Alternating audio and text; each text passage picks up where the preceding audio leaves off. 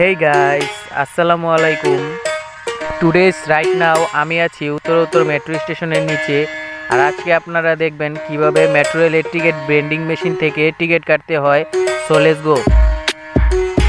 Ticket কাটার জন্য প্রথমে আপনাকে রাইট নাও আপনি যেখানে আছেন ওই জায়গায় গ্রিন লাইট দেখাবে। তারপর আপনি যে জায়গায় যাবেন ওই জায়গায় সিলেক্ট করতে হবে। তারপর আপনার অ্যামাউন্ট দেখাবে এবং আপনার অ্যামাউন্টটা ওই মেশিনের সল্টে দিতে হবে। আমাদের টিকিট চলে আসলো, আমরা 2টা টিকিট কেটেছি। এখন আমরা রিফান্ড টাকার জন্য ওয়েট করব।